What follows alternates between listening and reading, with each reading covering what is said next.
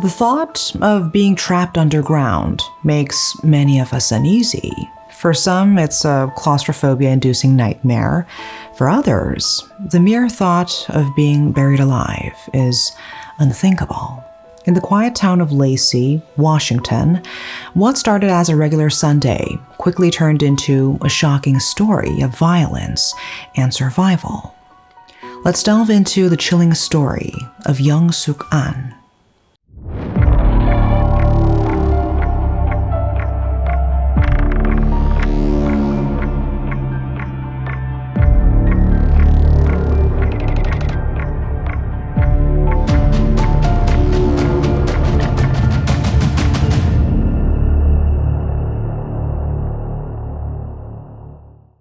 On October 16, 2022, 911 received a call from an Apple Watch around 1 p.m. 911, what are you reporting?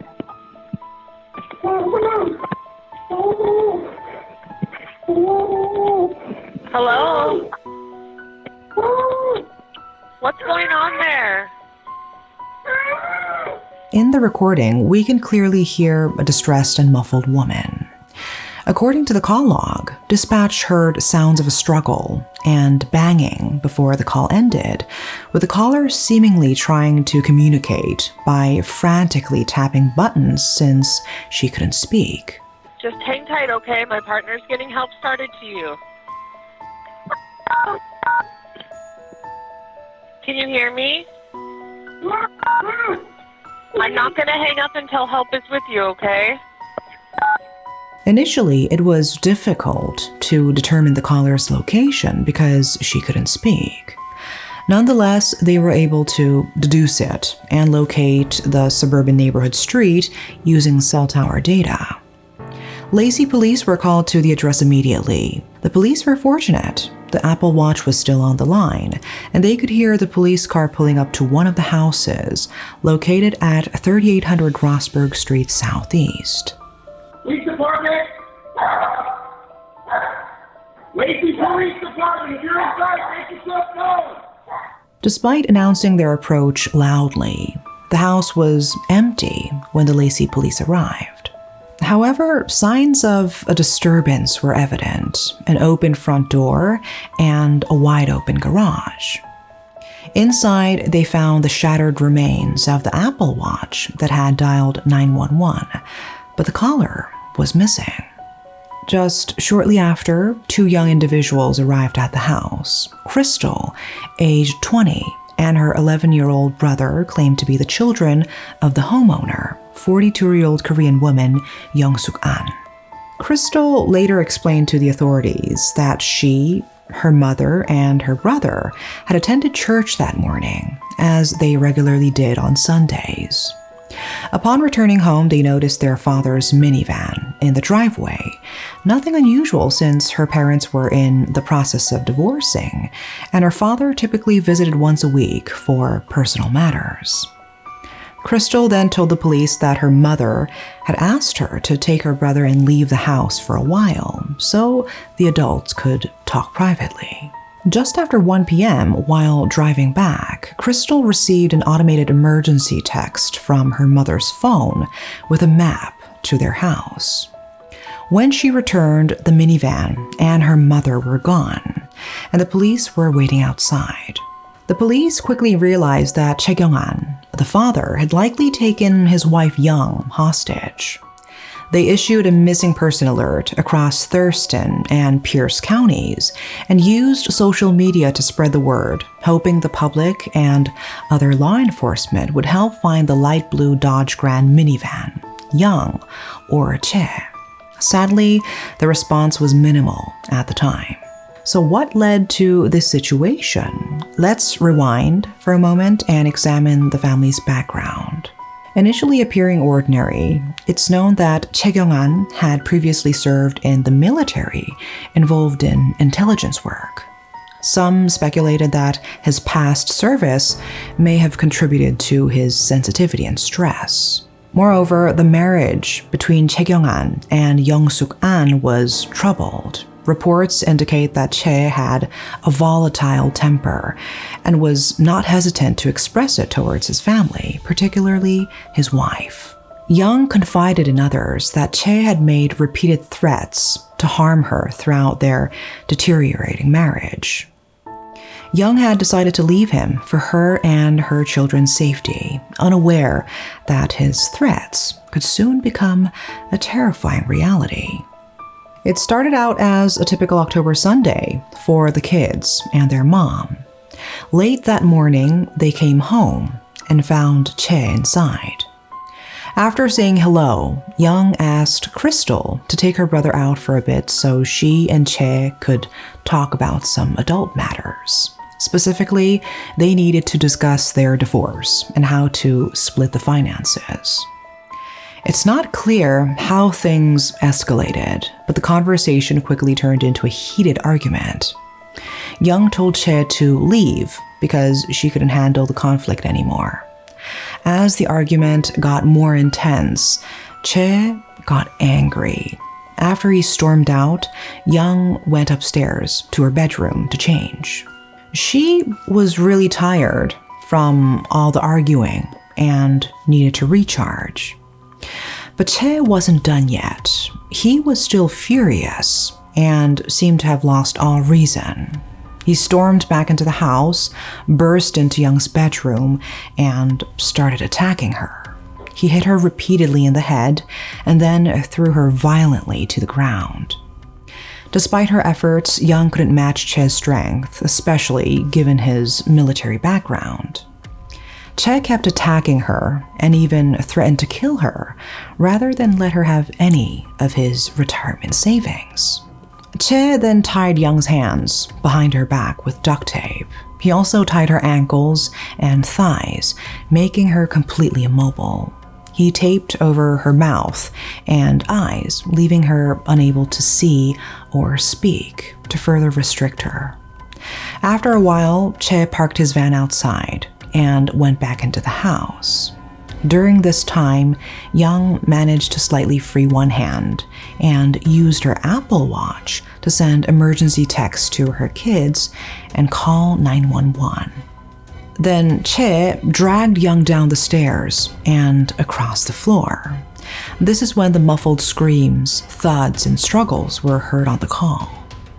Che, who was an expert in intelligence, noticed the smartwatch on her wrist. Not wanting to take any chances, he grabbed a hammer and smashed the watch and her wrists until it came off. What he didn't know was that the watch was still working and lying on the garage floor, which eventually helped the police locate the house. After Che put Young in the trunk of his van, he drove off, quickly passing a police vehicle. Inside the trunk, Young was blindfolded, gagged, and bound. Despite these challenges, she tried to open the trunk door with her toes during the nerve-wracking drive. Unfortunately, her efforts were in vain due to her restraints and lack of sight. Soon, the suburban scenery gave way to a dense, lush forest. Che was unrelenting in his madness. When the van suddenly stopped in a clearing, he pulled Young out, tossed her on the ground, and then went back to get a shovel from the van. Young could only suppress her cries as Che started to dig a hole nearby, clearly planning to bury her alive. After digging for a while, he stabbed Young in the breasts with a long, thin knife. He then threw her into the shallow pit and added insult to injury by throwing a heavy log on top of her, shouting that she would die. Despite everything, Young managed to slightly move her head to create a small air pocket to breathe. Unnoticed by Che, he continued to pile dirt over her. And Che left, expecting Young to suffocate and die beneath the earth from her wounds. However, the hole wasn't deep enough to suffocate her. It was only 19 inches deep. Although the weight of the wood and the dirt immobilized her, she remained alive. For about 19 hours, Young lay in the shallow grave, figuring out how to survive and escape. Eventually, Young managed to loosen the wrist restraints. She began to dig herself out, first freeing her hands and then pushing the dirt from her body and head. After a tremendous effort, she freed herself from the grave and tore off the duct tape from her eyes. Initially thinking she had been left in the forest, she was surprised to see Che's minivan still parked near the hole. Fueled by adrenaline, Young pushed the log off her, ran as fast as she could, and escaped. Back to the police and family, they were deeply concerned about Young's safety. They combed through every piece of evidence, with the most compelling being numerous CCTV recordings from neighborhood doors and streets. One camera captured a man in a white t-shirt and dark shorts entering Young's garage, then driving a minivan inside. Shortly after, the same van was seen speeding away from the house, passing a police SUV and heading south. Despite their efforts, the police found no trace of Young that day. However, at around 1 a.m. the following morning, they received a call from residents on Stedman Road, about 6 miles from Young's home. The homeowners reported hearing noises and suspected someone was on their property. The police arrived and, using their headlights, spotted a figure crouching behind a shed in the front yard. The figure was quickly identified as Young Sook An, recognized from the endangered missing persons alert. She was dirty, extremely agitated, and covered in blood. When Young realized the figure approaching was a police officer, she ran towards them, crying and shouting hysterically. She clung to the officer's arm, screaming that her husband was trying to kill her, and pleaded for protection. Young was immediately taken to the hospital, where her injuries were treated. Fortunately, they were not life-threatening. The search continued for Tik An, the prime suspect in her attempted murder.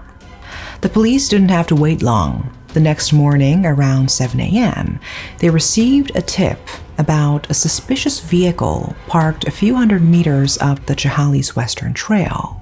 Upon arrival, they found Che in the Dodge Grand minivan. It seemed he was searching for Young, likely shocked to find the grave empty. The police arrested him immediately. Che was charged with first-degree attempted murder, threats to kill, kidnapping, assault, and domestic abuse. Surprisingly, he pleaded not guilty to all charges except for domestic abuse. A preliminary hearing took place on October 19, 2022, in Thurston County Superior Court. Young was unable to attend in person, so she sent a victim's advocate to read her statement. She asked the court to keep Che in custody, expressing her fear for her safety and the trauma he had inflicted. Nathan Kortekrax, the court commissioner, found a probable cause for the charges against Che and decided not to grant bail. Additionally, Kortekrax ordered that Che must not contact Young or any other witnesses. Despite this, Che's public attorney requested that his bond be reduced to $150,000, arguing that it would be sufficient to ensure his detention. Che's defense attorney also argued that his client had committed the crime while struggling with mental health issues, including post-traumatic stress disorder, homelessness, and isolation from family and friends, and pleaded for a lighter sentence. Che himself said in his final statement, "If I could go back to that day, I wouldn't have gone into the house." Ironically, these were the same issues that had led Young to seek a divorce, but they certainly did not excuse his actions, particularly the attempted murder that could have also traumatized their children. I told him to think about our children, and he said, "I don't need anything. Today, I'm gonna kill you." Before the sentencing, the victim, Young, expressed, "Since that day, my children's and my lives have fallen apart. I'm left to live with the mental shock and health issues for the rest of my life," as she recalled the traumatic memories of the incident. Young and the prosecution asked the judge for the maximum possible sentence. After a thorough investigation and trial, Che eventually pleaded guilty to the charges. Nearly a year and a half following his arrest, on April 22nd, 2024, Thurston County Superior Court handed down a verdict. According to court documents, Che Kyung-an was convicted of 1 count of second-degree attempted murder and domestic abuse.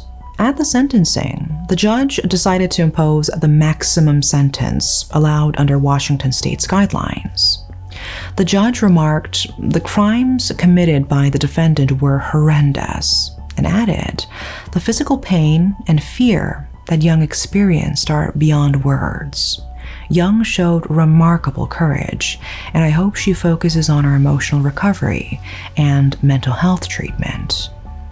Judge Mary Sue Wilson issued a sentence of 13 years in prison, followed by 3 years of community custody.